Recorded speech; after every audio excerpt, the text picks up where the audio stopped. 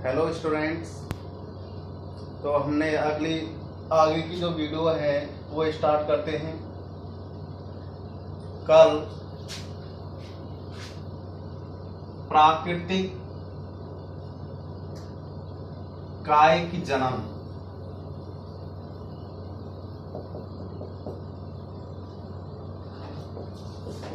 यहाँ कल की वीडियो समाप्त हुई थी, तो इसको हम अब आगे बढ़ाते हैं। प्राकृतिक कायिक जनन ये पादपों के अंगों द्वारा होता है। तो सबसे पहले हमने अंग पढ़ा था यहाँ पर तने के द्वारा। नंबर 2 पर था जड़ के द्वारा। नंबर 3 पर था पत्ती द्वारा और नंबर 4 पर था जननिक संरचना द्वारा।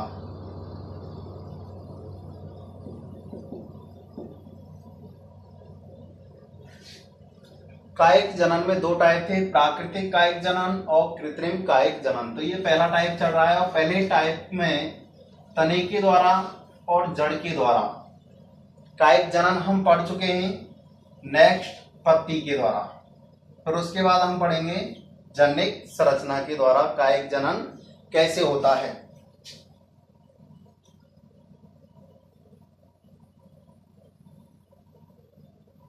पत्ती के द्वारा यदि हम कायिक जनन की बात करें तो कुछ पादप ऐसे होते हैं उनकी पत्तियों में अपस्थानिक कलिकाएं पाई जाती हैं। तो ऐसे कौन से पादप हैं? तो यदि हम एग्जाम्पल की बात करें, एक पादप है यहां पर ब्रायोफिल्लम, दूसरा है यहां पर बिगोनिया और तीसरा है जो बुक में नहीं है, कालांचो।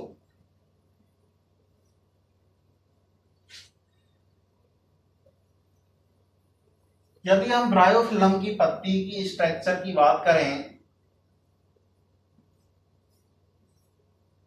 तो इस तरह से होती है।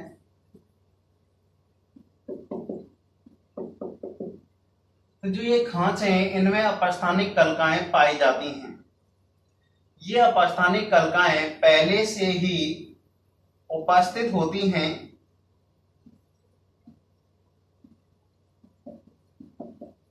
अपस्थानिक कलिका।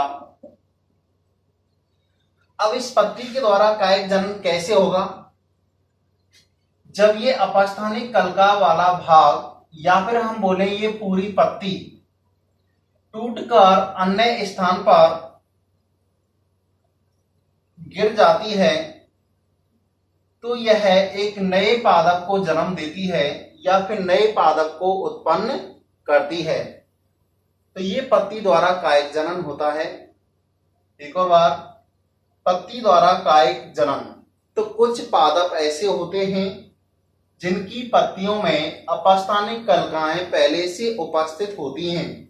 जब ये अपस्थानिक कलिका वाला भाग या फिर ये कंप्लीट पत्ती टूटकर जमीन पर गिर जाती है तो यह नए पादप को उत्पन्न करती है। उत्पन्न कैसे करती है? क्योंकि जो ये अपस्थानिक कलिकाएं हैं ये प्रस्फुटित होती हैं जो नए पादप को जन्म देती हैं। एग्जाम्पल की बात करें तो ब्रायोफिल्म, बिगोनिया, कालांचो। ब्रायोफिल्म को पत्थर चट्टा भी कहा जाता है। पत्थर चट्टा। नेक्स्ट हम बात करते हैं अब जननिक संरचना द्वारा। इसका नेक्स्ट चौथा टाइप है जननिक संरचना द्वारा कायिक जनन। अब ये जननिक संरचना क्या होती है? कुछ पादप ऐसे होते हैं उनकी जो पुष्पिक कलिकाएं होती हैं तो पुष्पिक कलिकाओं के स्थान पर बहुकोशिकीय मांसल संरचनाओं का निर्माण हो जाता है जिन्हें हम वल्विल्स कहते हैं, जिन्हें हम क्या कहते हैं, पत्र प्रकलिका कहते हैं। देखो यहां पर ये पुष्प कलिका है, पुष्प कलिका। इस पुष्प कलिका के स्थान पर एक बहुकोशिकीय मांसल संरचना का निर्माण होता है, इसको हम कहते हैं वल्विल्स, पत्र प्रकलिका।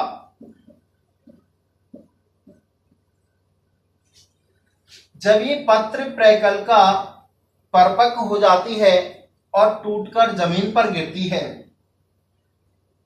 तब यह एक नए पादप को जन्म देती है। यदि हम एग्जाम्पल की बात करते हैं, यहां पर पहला एग्जाम्पल है रामबास। रामबास को अगेव कहा जाता है, अगेव। और दूसरा है डायोस्कोरिया।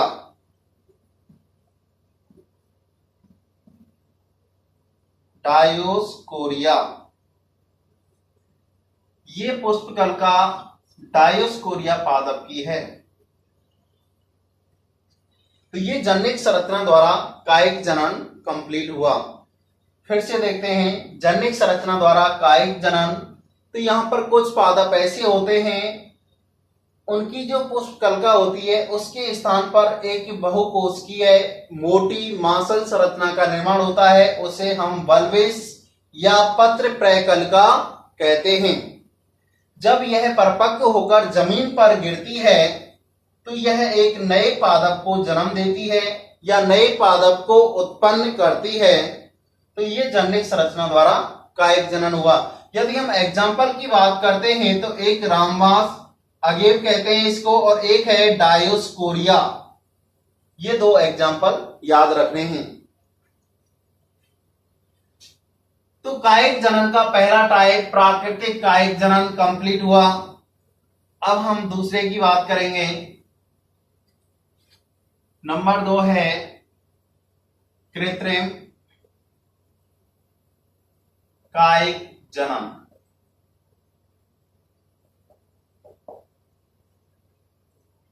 Artificial vegetative reproduction. जनन को हम यहां पर प्रवर्धन, प्रोपेगेशन भी कह सकते हैं। यदि हम इस कृत्रिम कायिक जनन की बात करें तो कृत्रिम कायिक जनन मानव द्वारा विकसित तकनीकों के माध्यम से होता है या फिर मानव के द्वारा होता है। इसमें मानव अपनी जरूरत के लिए वांछित प्रजातियों का क्या करते हैं, प्रवर्धन करते हैं। अब कृत्रिम जो कायिक जनन है, इसके लिए जो उपयुक्त ऋतु हैं वो हैं वसंत और वर्षा ऋतु।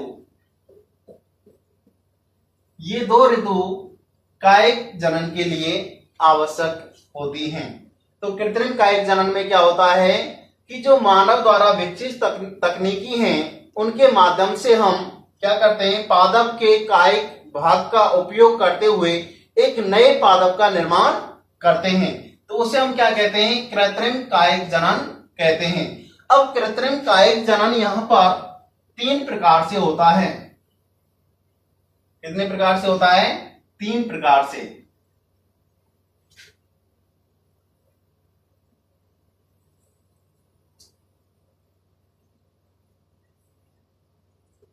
सबसे पहले हम बात करते हैं यहां पर कर्तन।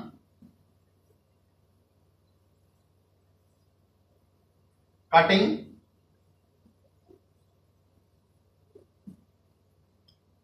नंबर 2 पर है दाब लगाना।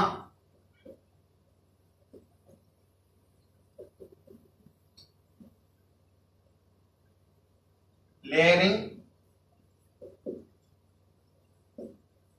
और नंबर 3 पर है रोपण या फिर अध्यारोपण। रोपण को ग्राफ्टिंग कहा जाता है, ग्राफ्टिंग। तो कृत्रिम कायिक जनन को 3 भागों में बांटा है, कर्तन, दाब लगाना, रोपण।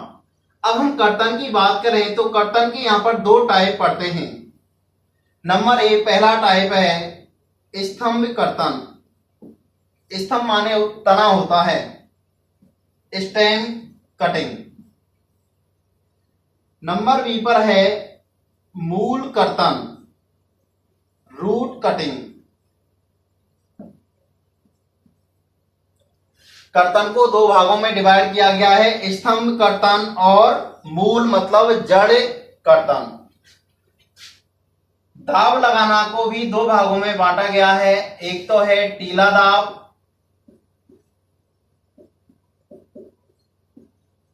माउंड लेयरिंग, और दूसरा है वायु दाब, एयर लेयरिंग। वायु दाब को गुट्टी भी कहा जाता है। क्या कहा जाता है? गुट्टी। अब हम बात करें यहां पर रोपण की, तो रोपण को चार भागों में डिवाइड किया जाता है। नंबर 1 पर है जीवी, जीवी या जिभ्यारोपण या फिर इसको हिप रोपण भी कहते हैं, टंग ग्राफ्टिंग। नंबर 2 पर है फच्चर रोपण। नंबर 3 पर है मुकुट या फिर इसको हम बोलते हैं क्रीट रोपण। और नंबर 4 पर है कलिका रोपण। तो ये कृत्रिम कायिक जनन होता है। तो सबसे पहले हम पढ़ेंगे कर्तन, फिर पढ़ेंगे दाब लगाना, फिर पढ़ेंगे रोपण। तो स्टार्ट करते हैं हम कर्तन, और कर्तन का पहला टाइप है स्तंभ कर्तन।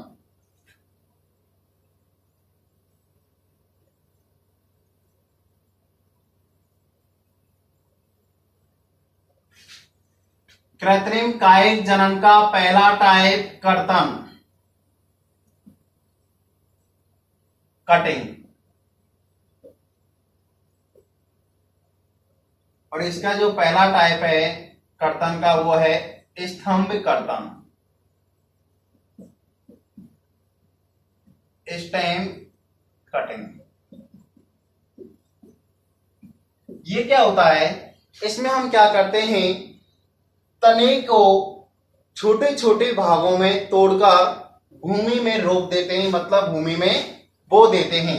जैसे मान के चलो ये किसी पादप का तना है, जैसे गन्ना मान सकते हैं हम, तो इसको छोटे छोटे टुकड़ों में काट कर इस तरह से भूमि में रोप दिया जाता है। तो इसको हम क्या बोलेंगे? स्तंभ कर्तन। स्तंभ को काट रहे हैं, तने को काट कर बो रहे हैं या रोप रहे हैं, तो इसको हम क्या बोलेंगे? स्तंभ कर्तन, स्टेम कटिंग। यदि हम यहां पर एग्जाम्पल की बात करें तो एग्जाम्पल है गुलाब, अंगूर, बोगेनविलिया,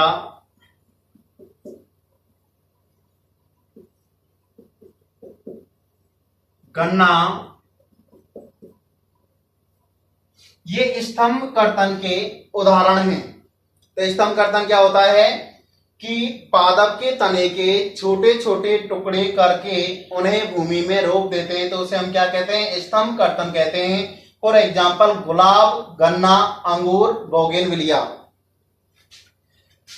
यदि हम बात करें नंबर बी, मूल कर्तन या जड़ कर्तन या फिर रूट कटिंग।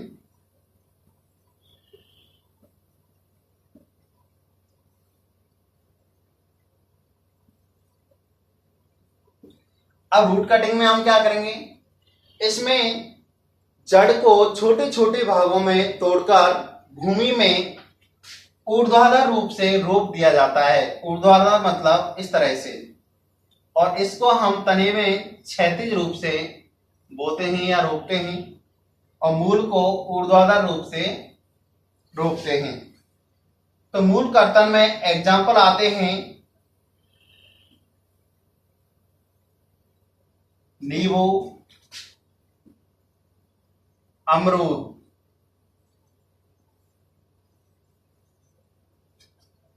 तो ये मूल कर्तन कंप्लीट हुआ। मूल कर्तन में क्या करेंगे, हम जड़ को छोटे छोटे भागों में काटकर भूमि में ऊर्ध्वाधर रूप से या फिर हम बोले लंबवत रूप से क्या करते हैं, रोप देते हैं। इसको हम ऊर्ध्वाधर या फिर लंबवत भी बोल सकते हैं। तो पहला भाग कर्तन कंप्लीट हुआ।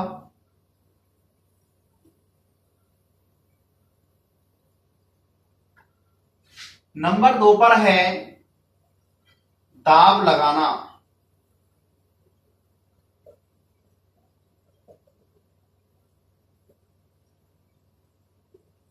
लेयरिंग।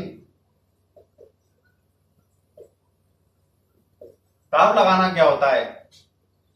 इस प्रकार की विधि में हम करते क्या है, जो पादप होता है उसकी शाखा को पादप से अलग किए बिना उसमें हम अपस्थानिक कलिकाओं का निर्माण करते हैं, जो प्रस्फुटित होकर नए पादप को जन्म देती हैं। जैसे मान के चलो ये कोई पादप है और इस पादप की ये शाखा है, इस शाखा को हम अलग किए बिना ही इसमें क्या करते हैं, अपस्थानिक कलिकाओं का निर्माण करते हैं। जब अपस्थानिक कलिकाओं का निर्माण होता है तो इस मात्र पादप से इस शाखा को अलग करके अन्य स्थान पर रोप दिया जाता है। तो इसको हम क्या कहते हैं, दाब लगाना कहते हैं। तो दाब लगाना में 2 टाइप हैं। तो सबसे पहले जो नंबर 1 पर है वो है टीला दाब। टीला दाब। और नंबर 2 पर है वायु दाब, माउंड लेयरिंग और एयर लेयरिंग। वायु दाब को गुट्टी भी कहा जाता है। तो सबसे पहले हम पढ़ेंगे यहां पर टीला दाब। टीला दाब में क्या होता है कि जो पादप है, मात्र पादप, उसकी जो झुकी हुई शाखाएं होती हैं उनको भूमि में इस प्रकार दबाया जाता है कि उस शाखा की अधिकांश पर्वसंधि भूमि में दब जाएं।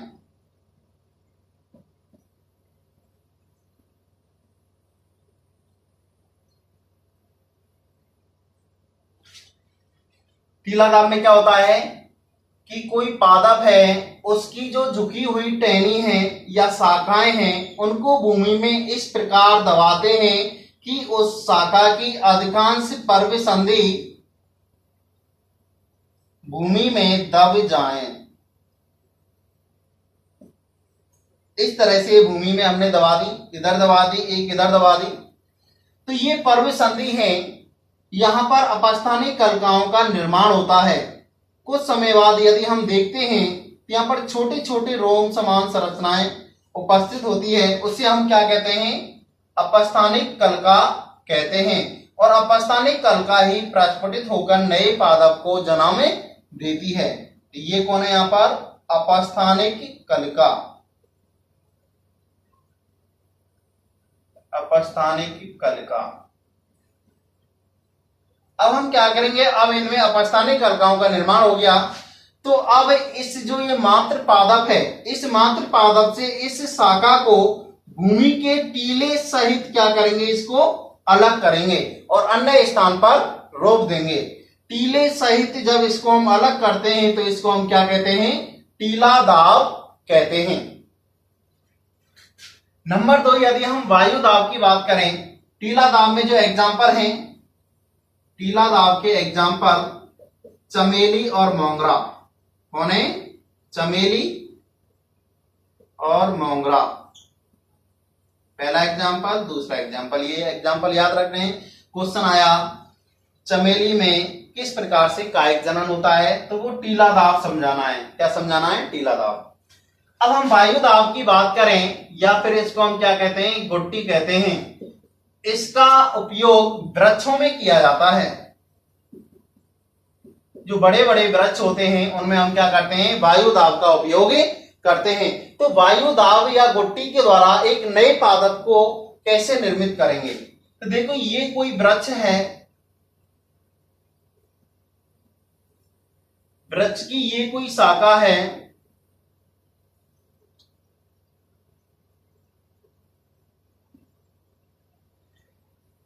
अब ये एक वृक्ष है और उसकी कोई एक स्वस्थ शाखा का चयन करते हैं। जैसे मान के चलो इस पादप में हमने देखा, इस पादप में ये एक स्वस्थ शाखा है। अब हम क्या करते हैं, इस शाखा के एक छोटे से भाग का चयन करते हैं। जैसे इसको सेलेक्ट किया है। अब इसको जो इसकी छाल है इसको अब हम हटा देते हैं। धीरे धीरे चारों तरफ से इसको एक वलय के रूप में छाल को हटा दिया इस तरह से। अब जो ये भाग है इसको हम गीली रुई या फिर गीली मिट्टी या फिर मॉस, जो ब्रायोफाइट का उदाहरण होता है मॉस, उससे हम क्या कर देते हैं, ढक देते हैं। तो यहां पर हम गीली मिट्टी ले सकते हैं, गीली मिट्टी या फिर गीली रुई ले सकते हैं, या फिर हम यहां पर यूज कर सकते हैं मॉस। मॉस एक ब्रायोफाइटा का टाइप है या फिर उदाहरण बोल सकते हैं। अब जो ये ढका हुआ भाग है यही कहलाता है गुट्टी। क्या कहलाता है, गुट्टी कहलाता है। अब हम इसको ढक क्यों रहे हैं, क्योंकि ये नम रह सके, यहां पर नमी रह सके, और नमी पैदा करने के लिए जो ऊपर की शाखा है इस पर हम एक पात्र लटका देते हैं, उसमें पानी भरा होता है और टपका टपका या बूंद बूंद पानी इस पर गिरने देते हैं। तो 4 से 8 सप्ताह के बाद हम पाते हैं कि गुट्टी में या फिर इस ढके हुए भाग में अपस्थानिक कलिकाओं का निर्माण हो जाता है। छोटी छोटी अपस्थानिक कलिकाओं का निर्माण हो जाता है और उचित समय के बाद इस शाखा को मात्र पादप से अलग करके अन्य स्थान पर रोप दिया जाता है। जो अपस्थानिक कलिकाएं प्रस्फुटित होकर नए पादप को उत्पन्न करती हैं या फिर नए पादप को जन्म देती हैं। तो ये हमारा यहां पर वायु दाब या फिर गुट्टी हुआ। दाब लगाना देखते हैं। दाब लगाना में हम करते क्या है, यहां पर जो पादप होता है उसकी जो शाखा होती है उसको मात्र पादप से अलग किए बिना ही अपस्थानिक कलिकाओं का निर्माण करते हैं। जब अपस्थानिक कलिकाओं का निर्माण हो जाता है तब उस शाखा को मात्र पादप से अलग करके अन्य स्थान पर रोप देते हैं। तो दाब लगाना में 2 प्रकार हैं। सबसे पहला टीला दाब। इसमें क्या करते हैं, जो पादप की या पौधे की जो झुकी हुई शाखा है उनको भूमि में इस प्रकार से दबाया जाता है कि उनकी जो अधिकांश पर्व संधि होती हैं वो भूमि में दब जाएं और पर्व संधि वाले स्थान पर छोटी छोटी अपस्थानिक कलिकाओं का निर्माण होता है। कुछ समय बाद इनमें क्या हो जाता है, अपस्थानिक कलिकाओं का निर्माण हो जाता है। तब हम इसको देखते हैं कि इसमें अपस्थानिक कलिकाओं का निर्माण हो चुका है। तब हम इस शाखा को मात्र पादप से भूमि के टीले सहित अलग करके अन्य स्थान पर रोप देते हैं। तो ये क्या हुआ, टीला दाब। इसमें एग्जाम्पल चमेली और मोंगरा याद रखना है। अब हम बात करें नंबर 2 वायु दाब या फिर गुट्टी, एयर लेयरिंग। इसका जो यूज है वो वृक्षों में होता है। जो बड़े बड़े वृक्ष होते हैं, जैसे मान के चलो ये पीपल का या फिर आम का कोई वृक्ष है, अब नीम का हो सकता है। तो सबसे पहले हम क्या करेंगे, इस वृक्ष की एक मोटी स्वस्थ शाखा का चयन करेंगे। हमने सेलेक्ट कर ली है। अब इसका थोड़ा सा पार्ट, तो थोड़े से पार्ट की जो छाल है उसको वलय के रूप में खुरच देते हैं या हटा देते हैं या छील देते हैं। अब यहां पर जो छाल हटाई है इसको अब नम रखने के लिए गीली मिट्टी या गीली रुई या फिर मॉस से ढक देते हैं ताकि ये नम रह सके।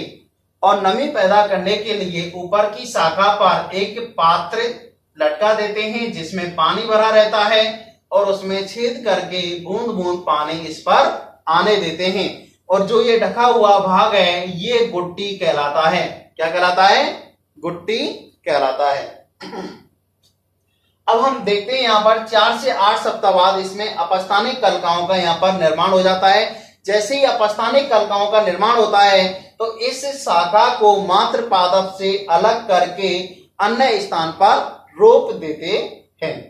अब इसको हम वायु दाब क्यों कहते हैं? क्योंकि अब ये जो गुट्टी है तो यहाँ पर वायु है वो क्या डालती है? प्रेशर डालती है। जैसे इस पर चारों तरफ से वायु लगेगी तो प्रेशर डालती है, इसलिए इसको हम क्या कहते हैं? वायु दाब कहते हैं। तो वायु दाब यहां पर कंप्लीट। अब तीसरा है रोपण, ग्राफ्टिंग।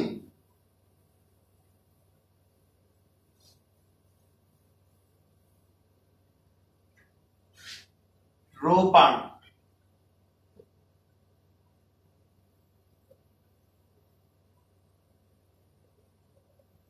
वेरी मोस्ट इंपॉर्टेंट है।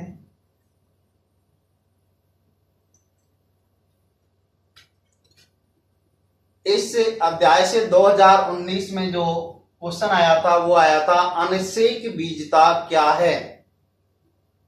2020 में इससे कोई क्वेश्चन नहीं आया है, लेकिन रोपण है, ग्राफ्टिंग, ये इंपॉर्टेंट है, तो इसको ध्यान से समझना होगा। रोपण, रोपण में क्या करते हैं कि इसमें दो अलग अलग पादप के भागों को जोड़ते हैं। दो अलग अलग पादप लेते हैं और उनके भागों को हम क्या करते हैं? जोड़ते हैं, ताकि वो संयुक्त होकर एक नए पादप को जन्म दे सकें। अब हम बात करें, यहां पर दो अलग अलग पादप ले लिए हमने। जैसे हम नींबू की बात करें, नींबू में यदि हम संतरे को लगाते हैं तो एक नया पौधा निर्मित होता है। तो ये पौधा निर्मित कैसे होगा? तो सबसे पहले हम यहां पर बात करेंगे कलम, इसक्यों। नंबर 2 पर बात करेंगे स्कंद, स्टॉक।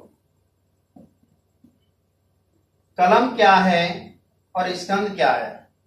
तो ये दो अलग अलग पादपों से ली जाती हैं। कलम है ये अलग पादप और स्कंद है ये अलग पादप।